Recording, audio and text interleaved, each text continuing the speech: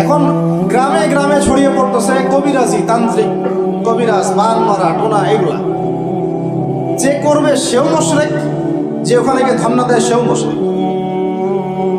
হ্যাঁ, যে করবে সে তো মুশরিক হয়ে গেছেই। আর যে গিয়ে ধন্না দিচ্ছে যে আপনি আমাকে এগুলা থেকে বাঁচান, এবং সে জিনের সাহায্য নিয়ে বিভিন্নভাবে এই কাজগুলো করে দিচ্ছে, ইমান কেটে গেল। কি করতে পারবেন?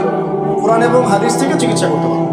বরং কোরআন সুন্নাহ দিয়ে আল্লাহর কাছে এমন চিকিৎসা নেওয়া যায়, যেই চিকিৎসা কত অতিক্রম করতে পারবেই না, বরং করতে গেলে নিজে ধ্বংস হয়ে যাবে।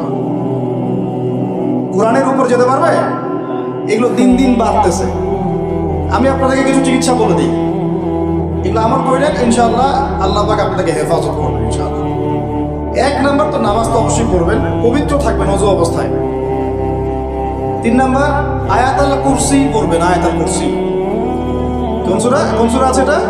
সূরা বাকারার 255 নম্বর আয়াতুল কুরসি। আর পড়বেন সূরা বাকারার শেষের 3 আয়াত, সূরা বাকারার শেষে 3 আয়াত। এর আগে সূরা ফাতিহা আছে, তারপরে পড়বেন সূরা ফালাক, নাস, ইখলাস, কাফিরুন। সূরা ফালাক, নাস, ইখলাস, কাফিরুন। পড়বেন সূরা জিনের প্রথম 10 আয়াত। কোন সূরা? সূরা জিনের প্রথম 10 আয়াত। পারলে পুরা সূরা ইয়াসিন, সূরা ইয়াসিন। তারপর সূরা সফফাত এর প্রথম 10 আয়াত, এর সাথে সূরা কাহফের প্রথম 10 আয়াত। তারপরে সূরা তাহা, সূরা ইউনুস আর সূরা আরাফ। এই 3টা সূরায় জাদু, বান, টোনার এগুলোর বিরুদ্ধে কিছু আয়াত আছে।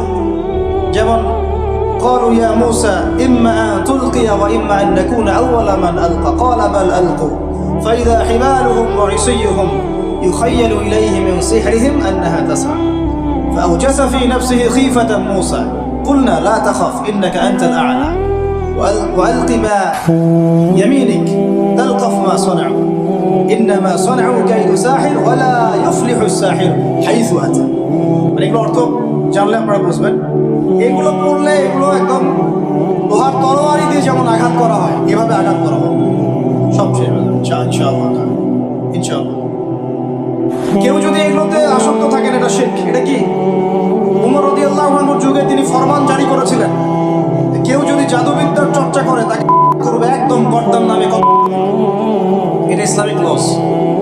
ইসলামিক তো বললাম, ইসলামিক লস কায়েম করা এখন আমাদের পক্ষে সম্ভব, এখন সম্ভব না, কিন্তু ঈসা আলাইহিস সালাম অবশ্যই তা করবেন ইনশাআল্লাহ। আপনাদের কি মনে হয় ঈসা ইবনে মারইয়াম এসে মানব রচিত বিধান দিয়ে তার খেলাফা রাষ্ট্র কায়েম করবেন? পৃথিবীর সমস্ত জুলুম উঠে যাবে ইনশাআল্লাহ। কোনো মাজলুমের অধিকার আর